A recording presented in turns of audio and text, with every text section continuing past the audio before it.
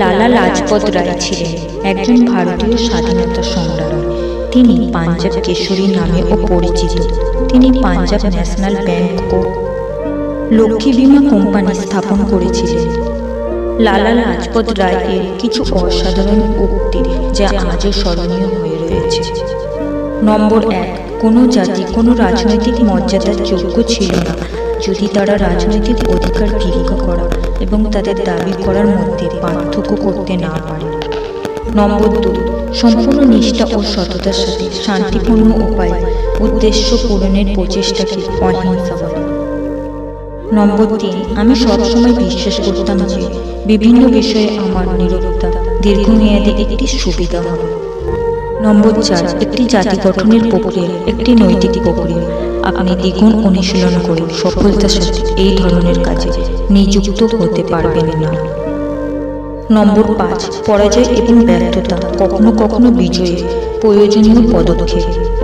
নম্বর 6, আমি ঘোষণা করছি যে আমার উপর আঘাত ভারতে ব্রিটিশ শাসনের কঠিন শেষ হবে। নম্বর 7, একজন ব্যক্তিকে পার্থিব সুবিধা পাওয়ার বিষয়ে উদ্বিগ্ন না হয়ে সত্যের উপাসনায় সাহসী এবং সৎ হতে হবে। নম্বর 8, যেহেতু গরু এবং অন্যান্য প্রাণীদের নিষ্ঠুর হত্যা শুরু হয়েছে, আমার ভবিষ্যৎ প্রজন্মের জন্য উদ্বেগ আছে। নম্বর 9, নৈতিকতার প্রয়োজন যে আমরা হতাশাগ্রস্ত শ্রেণীগুলিকে ন্যায় বিচার এবং মানবতার নিখুঁত বোধ থেকে উন্নত করার কাজটি বাইরের কোনো বিবেচনা নির্বিশেষে করা উচিত।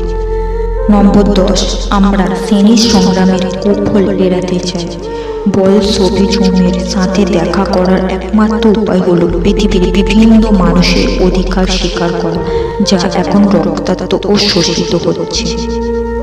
নম্বর 11, একটি জাতি গঠনের প্রক্রিয়া একটি নৈতিক প্রক্রিয়া। আপনি দ্বিগুণ অনুশীলন করে সফলতার সাথে এই ধরনের কাজে নিযুক্ত হতে পারবেন না। নম্বর 12, পরাজয় এবং ব্যর্থতা কখনো কখনো বিজয়ের প্রয়োজনীয় পদক্ষেপ। নম্বর 13, যে সরকার তার নিজের নিরাপরাধ প্রজাদের উপর আক্রমণ করে তাকে সভ্য সরকার বলে দাবি করে না।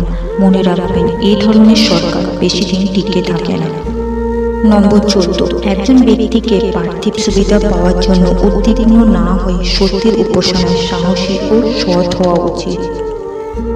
নম্বর 15, আমাদের জন্য সঠিক কাজটি হল একটি গণতান্ত্রিক রাজ্যের জন্য সংগ্রাম করা যেখানে হিন্দু, মুসলমান এবং অন্যান্য সম্প্রদায়গুলি ভারতীয় হিসেবে অংশগ্রহণ করতে পারে, কোনো বিশেষ ধর্মের অনুসারী হিসাবে নয়। নম্বর 16, আমরা যা লক্ষ্য করি তা হল একটিকে অন্যের সাথে একত্রিত করা বা শোষণ করা নয়, বরং প্রতিটি গোষ্ঠীকে পৃথকভাবে ক্ষতিগ্রস্ত না করে বা হ্রাস না করে সকলকে একটি সমগ্রের সাথে একীভূত করা।